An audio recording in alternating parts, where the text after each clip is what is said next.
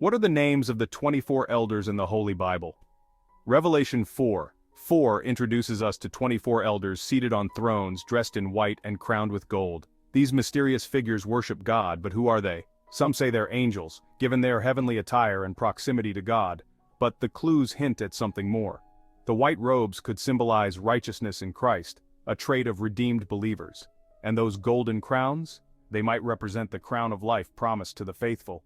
An intriguing theory suggests these elders symbolize the church, victorious and reigning with Christ. Revelation 3:21 supports this, hinting at believers seated on thrones. Another interpretation links the elders to a unified body of believers from both the Old and New Testaments. The number 24 could signify the 12 tribes of Israel and the 12 apostles, emphasizing the continuity of God's covenants. Despite these insights, the true identity of the 24 elders remains a divine mystery. Thank you for watching. Remember to like, share, and subscribe to my YouTube channel. Suwa Trending Topics.